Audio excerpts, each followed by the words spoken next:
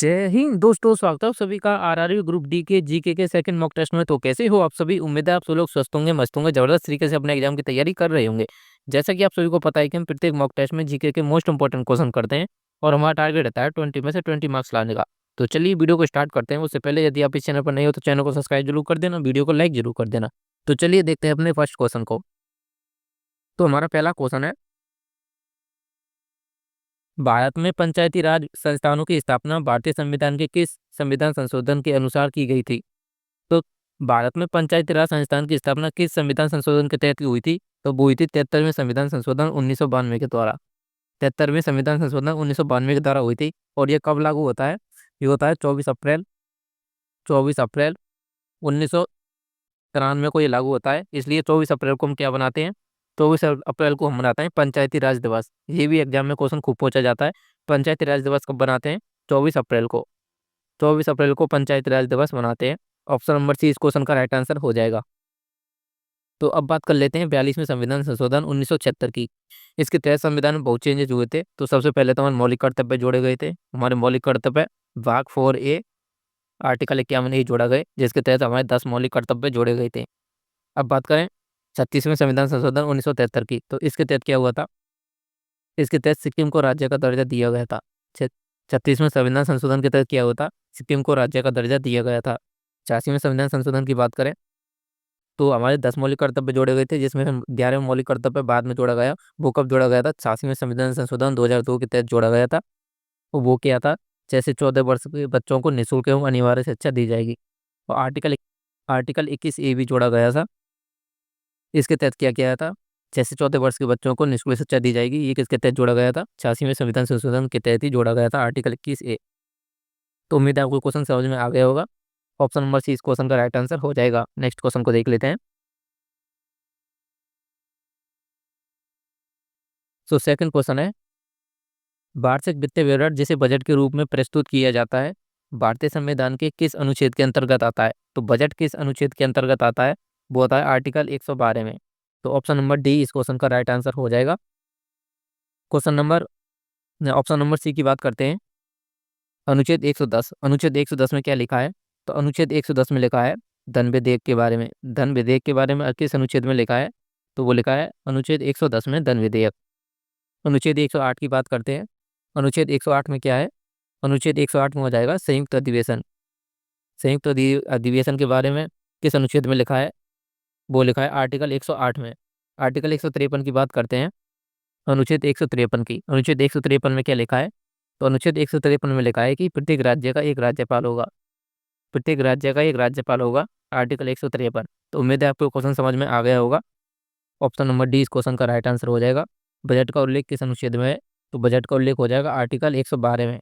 Option number D इस question का right answer हो जाएगा। यदि क्वेश्चन अच्छा लगा हो और वीडियो अच्छी लगी हो तो वीडियो को लाइक जरूर करना, चैनल को सब्सक्राइब जरूर कर देना। क्वेश्चन नंबर थर्ड को देख लेते हैं। निम्नलिखित में से कौन सा बंदरगाह एशिया में स्थित नहीं है? तो इनमें से कौन सा बंदरगाह है जो एशिया में स्थित नहीं है? ओसाका कहाँ पे है? ओसाका बंदरगाह हो जाएगा जापान में। और जापान कहाँ पे है? जापान एशिया में ही है। जापान हो जाएगा एशिया में। रोटरडेम की बात करें जो कहाँ पर हो जाएगा? रोटरडेम हो जाएगा नीदरलैंड में। रोटरडेम बंदरगाह कहाँ हो जाएगा? नीदरलैंड में हो जाएगा। और नीदरलैंड कहाँ पे आता है? यूरोप में। नीदरलैंड कहाँ पे पड़ता है? यूरोप में पड़ता है। तो ऑप्शन नंबर बी इस क्वेश्चन का राइट आंसर हो जाएगा। तो ये एशिया में नहीं पड़ता है। और बात कर लेते हैं सिंगापुर की। सिंगापुर बंदरगाह कहाँ पर पड़ता है? तो सिंगापुर में ही पड़ेगा ये।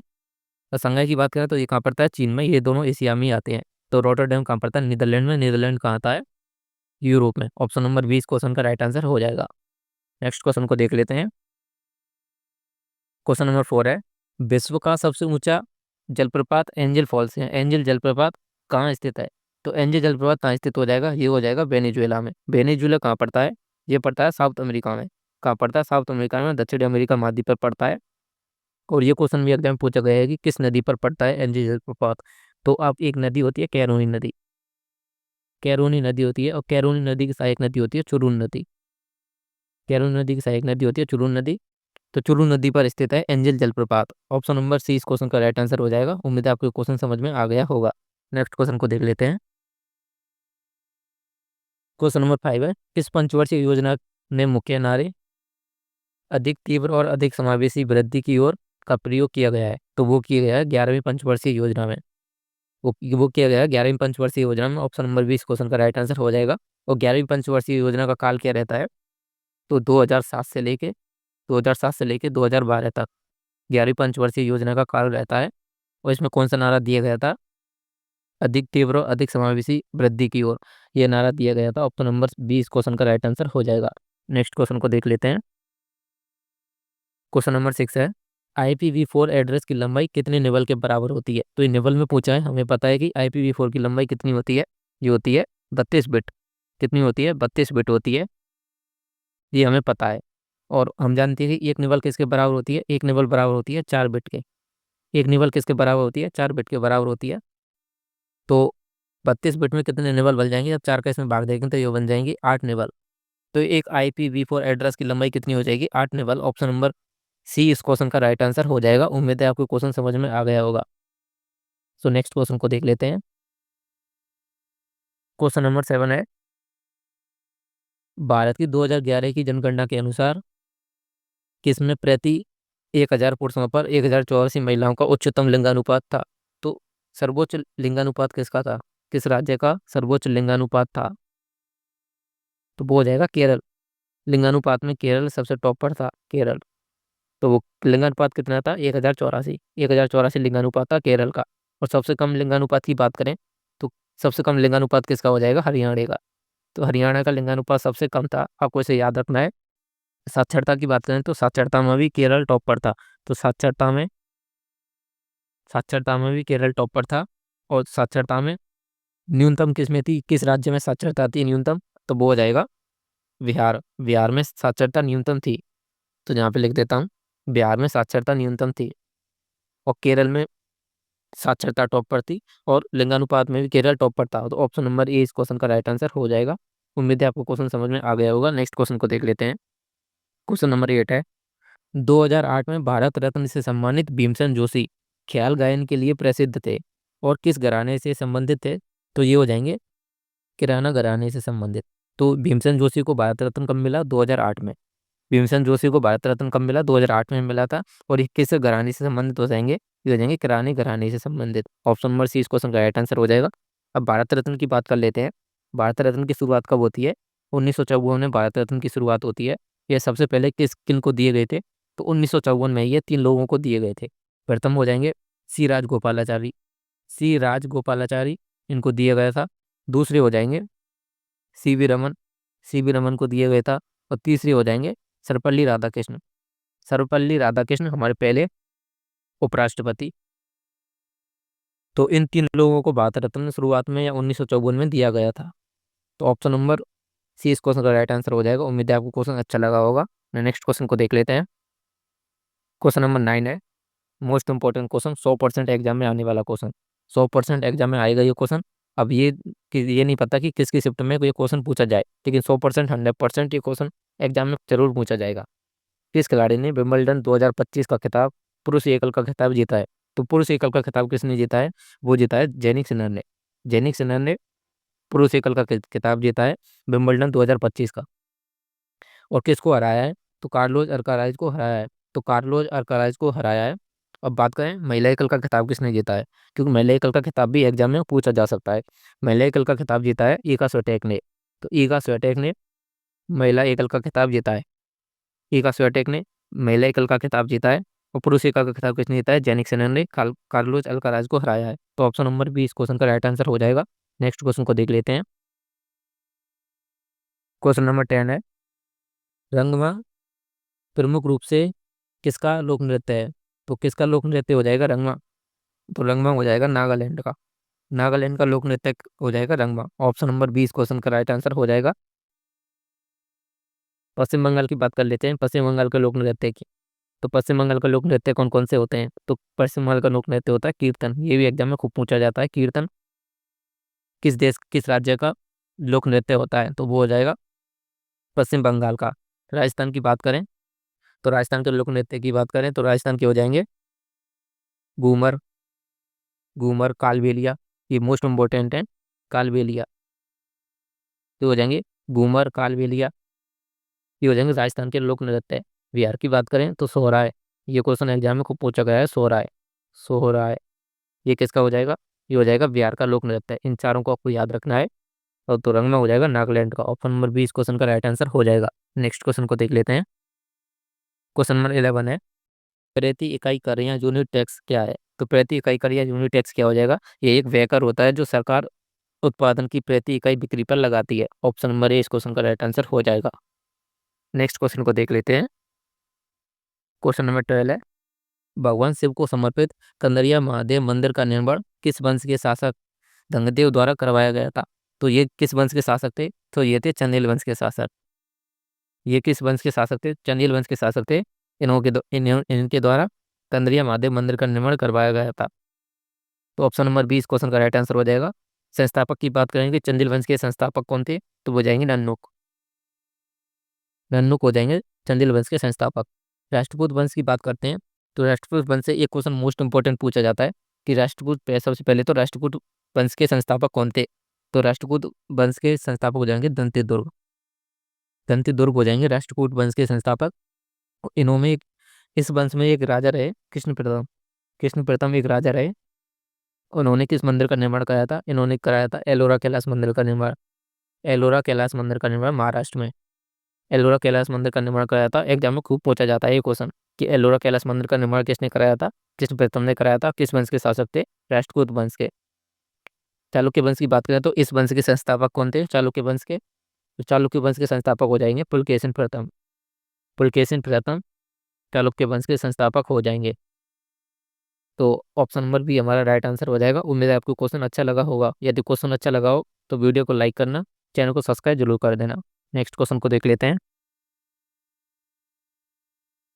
सो नेक्स्ट क्वेश्चन है, निम्नलिखित में से किसने कलकत्ता यूनिटेरियन सोसाइटी की स्थापना की और ब्रह्म समाज का गठन किया? तो ब्रह्म समाज का गठन किसने किया था? वो किया था राजा राम मोहन राय ने। तो ब्रह्म समाज की स्थापना कब की थी? 1828 में राजा राम मोहन राय ने की थी। स्वामी दयानंद सरस्वती की बात करें, स्वामी दयानंद सरस्वती ने किसकी स्थापना की थी? तो आर्य समाज की स्थापना किसने की थी? स्वामी दयानंद सरस्वती ने। तो ऑप्शन नंबर सी इस क्वेश्चन का राइट आंसर हो जाएगा। नेक्स्ट क्वेश्चन को देख लेते हैं। संयुक्त राष्ट्र विश्व जनसंख्या संभाव्य के अनुसार विश्व का दूसरा सबसे बड़ा और दूसरा सर्वाधिक जनसंख्या वाला महाद्वीप कौन सा है? तो सबसे पहले बात करते हैं एशिया महाद्वीप की। एशिया महाद्वीप की बात करें तो यह जनसंख्या में फर्स्ट नंबर पर है। जनसंख्या में और एरिया में भी। तो एरिया में और जनसंख्या में फर्स्ट नंबर पर कौन है? एशिया। दूसरी की बात करें तो दूसरे पे आ जाएगा अफ्रीका। दूसरे पे क्या आ जाएगा? अफ्रीका आ जाएगा। ये अफ्रीका क्या है? जनसंख्या में, जनसंख्या में दूसरे नंबर पर है और एरिया में भी दूसरे नंबर पर है। तो जनसंख्या और एरिया में दूसरे नंबर पर कौन है? अफ्रीका है। ऑप्शन नंबर 20 क्वेश्चन का राइट आंसर हो जाएगा। तो अब एरिया वाइज बात कर लेते हैं सभी महाद्वीपों की। सबसे पहले नंबर पर कौन सा? दूसरे पर, तीसरे पर, चौथे पर, पांचवें पर और छठवें पर और सातवें पर कि एरिया वाइज सबसे बड़ा महाद्वीप कौन सा है, सबसे छोटा महाद्वीप कौन सा है? तो सबसे पहले आता है एशिया। सबसे बड़ा महाद्वीप एशिया। एशिया के बाद आता है, हम एरिया वाइज बात करें, एरिया ना कि जनसंख्या वाइज। तो एरिया वाइज बात करें तो सबसे बड़ा हो जाएगा एशिया। दूसरे पे आता है अफ्रीका। दूसरे पे कौन आता है? अफ्रीका आता है। तीसरे पे कौन सा आ जाएगा? उत्तरी अमेरिका, नॉर्थ अमेरिका। दूसरे चौथे पे आ जाएगा साउथ अमेरिका। पांचवें पर आ जाएगा यूरोप। पांचवें पे आ जाएगा यूरोप। सिक्स नंबर पे आएगा अंटार्कटिका। सिक्स नंबर पे आ जाएगा अंटार्कटिका और सातवें नंबर पर आता है ऑस्ट्रेलिया। तो ये हो जाएंगे एरिया वाइज। तो ऑप्शन नंबर बी इस क्वेश्चन का राइट आंसर हो जाएगा। नेक्स्ट क्वेश्चन को देख लेते हैं। निम्नलिखित में से कौन सा स्थल भारत में तांबे की खान के लिए प्रसिद्ध है? तो तांबे की खान के लिए कौन सा स्थल प्रसिद्ध हो जाएगा? वो हो जाएगा खेतड़ी। खेतड़ी कहाँ पड़ता है? राजस्थान में। खेतड़ी कहाँ पड़ता है? राजस्थान में पड़ता है। और ये तांबे की खान के लिए प्रसिद्ध हो जाएगा। ऑप्शन नंबर डी इस क्वेश्चन का राइट आंसर हो जाएगा। रत्नागिरी कहाँ पड़ता है? महाराष्ट्र में। रत्नागिरी कहाँ पड़ता है? महाराष्ट्र में। कुद्रेमुख कहाँ पड़ता है? ये पड़ता है कर्नाटक में। कुद्रेमुख कहाँ पड़ता है? कर्नाटक में। इन तीनों को आपको याद रखना है। ऑप्शन नंबर डी इस क्वेश्चन का राइट आंसर हो जाएगा। सो नेक्स्ट क्वेश्चन है, 1965 से 66 में हरित क्रांति के अभिन्न अंग के रूप में शुरू हुए उच्च पैदावार विविधता कार्यक्रम, उच्च पैदावार विविधता कार्यक्रम HYVP में निम्न में से कौन सी फसल शामिल थी? तो इनमें से कौन सी फसल शामिल थी? तो HYV की बात करें तो इसका फुल फॉर्म क्या होती है? इसकी फुल फॉर्म होती है high yield variety programmes. High yield variety programmes इसकी फुल फॉर्म होती है। ये हिंदी में लिखी हुई है उच्च पैदावार विविधता कार्यक्रम, इसकी फुल फॉर्म भी पूछी जा सकती है। और हरित क्रांति की बात करें तो हरित क्रांति के जनक कौन है पूरे वर्ल्ड में या विश्व में? हरित क्रांति के जनक कौन है? तो नॉर्मन बोरलॉग, नॉर्मन बोरलॉग हो जाएंगे हरित क्रांति के जनक। और भारत में इसके जनक कौन है? तो भारत में जनक हो जाएंगे MS स्वामीनाथन, MS स्वामीनाथन ये हो जाएंगे भारत में इसके जनक।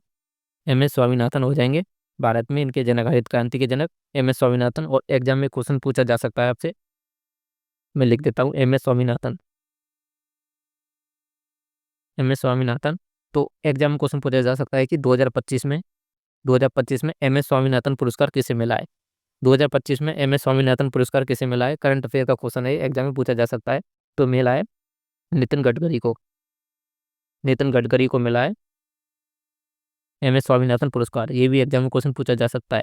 तो अब बात कर लेते हैं इसमें हाई यील्ड वैरायटी प्रोग्राम में कौन कौन सी फसल शामिल थी? तो वो थी गेहूं और चावल। ऑप्शन नंबर 20 क्वेश्चन का राइट आंसर हो जाएगा। उम्मीद है आपको क्वेश्चन समझ में आ गया होगा, क्वेश्चन अच्छा लगा होगा। सो नेक्स्ट क्वेश्चन को देख लेते हैं। भारतीय संविधान का कौन सा अनुच्छेद राज्यों के लिए उच्च न्यायालय से संबंधित है? तो उच्च न्यायालय या हाई कोर्ट से संबंधित कौन सा अनुच्छेद हो जाएगा? वो हो जाएगा आर्टिकल 214, आर्टिकल 214 हो जाएगा हाई कोर्ट से संबंधित। ऑप्शन नंबर ए इस क्वेश्चन का राइट आंसर हो जाएगा। आर्टिकल 215 की बात करें तो आर्टिकल 215 में क्या है कि हाई कोर्ट एक अभिलेख न्यायालय होगा, हाई कोर्ट एक अभिलेख न्यायालय होगा, आर्टिकल 215। आर्टिकल 124 की बात करें तो भारत का एक सुप्रीम कोर्ट होगा, ये किस अनुच्छेद में लिखित है? तो ये हो जाएगा आर्टिकल 124 में। सुप्रीम कोर्ट का उल्लेख किस अनुच्छेद में हो जाएगा? आर्टिकल 124 में। और आर्टिकल 148 की बात करें, 148 में क्या है? तो आर्टिकल 148 में हो जाएगा कैग का उल्लेख। कैग क्या होता है? कंट्रोलर एंड ऑडिटर जनरल होता है कैग का उल्लेख। तो कैग का उल्लेख में हो जाएगा आर्टिकल 148 में। तो हाईकोर्ट का उल्लेख किस में हो जाएगा? 214 में। ऑप्शन नंबर ए इस क्वेश्चन का राइट आंसर हो जाएगा। उम्मीद है आपको क्वेश्चन समझ में आ गया होगा। नेक्स्ट क्वेश्चन को देख लेते हैं। किसमें लोकप्रिय मंदिर स्थापत्य शैली नागर शैली कहलाती है? तो उत्तर भारत के जो मंदिर होते हैं, उत्तर भारत के जो मंदिर होते हैं वो किस शैली में बनते हैं? वो बनते हैं नागर शैली में। वो किस शैली में बनते हैं? नागर शैली में बनते हैं। लेकिन जो दक्षिण भारत के मंदिर होते हैं वो किस शैली में बनते हैं? वो बनते हैं द्रविड़ शैली में। आपको इसे याद रखना है, उत्तर भारत के मंदिर नागर शैली में बनते हैं और दक्षिण भारत के मंदिर किस शैली में बनते हैं? वो बनते हैं द्रविड़ शैली में। तो ऑप्शन नंबर 20 क्वेश्चन का राइट आंसर हो जाएगा। नेक्स्ट क्वेश्चन को देखते हैं। क्वेश्चन नंबर 20 है, भारतीय संविधान का कौन सा अनुच्छेद राष्ट्रीय महत्व के संस्मारकों, स्थानों और वस्तुओं के संरक्षण के प्रावधान से संबंधित है? तो वो हो जाएगा आर्टिकल 49। तो आर्टिकल 49 कैसे संबंधित हो जाएगा? राष्ट्रीय महत्व के संस्मारकों, स्थानों, वस्तुओं के संरक्षण से संबंधित हो जाएगा। आर्टिकल 44 की बात कर लेते हैं। तो आर्टिकल 44 मोस्ट इंपॉर्टेंट है, एग्जाम में खूब पूछा जाता है। समान नागरिक संहिता से संबंधित हो जाएगा। समान नागरिक संहिता से संबंधित कौन सा अनुच्छेद हो जाएगा? आर्टिकल 44। आर्टिकल 40 की बात करें तो आर्टिकल 40 किससे संबंधित है? ग्राम पंचायत से हो जाएगा। ग्राम पंचायत का उल्लेख किसमें? आर्टिकल 40 में। आर्टिकल 48 ए की बात करें तो आर्टिकल 48 ए किससे संबंधित हो जाएगा? सबसे पहले तो इसको जोड़ा कब गया था? तो 42 में संविधान संशोधन 1976 के द्वारा जोड़ा गया था। इसको 42 में संविधान संशोधन के द्वारा जोड़ा गया था। तो इसमें क्या लिखता है? इसमें हो जाएगा पर्यावरण का संरक्षण से संबंधित, पर्यावरण के संरक्षण से संबंधित हो जाएगा आर्टिकल 48 है। तो उम्मीद है आपको क्वेश्चन समझ में आ गया होगा। तो ये थे आज के 20 क्वेश्चन। ये क्वेश्चन आपको कैसे लगे? यदि वीडियो अच्छी लगी हो तो वीडियो को लाइक जरूर कर देना, चैनल को सब्सक्राइब जरूर कर देना, क्योंकि आपका एक छोटा सब्सक्राइब बहुत मोटिवेट करता है नेक्स्ट वीडियो बनाने के लिए। मिलता हूँ आपसे नेक्स्ट वीडियो में। कमेंट करके जरूर बताना आपको वीडियो कैसी लगी।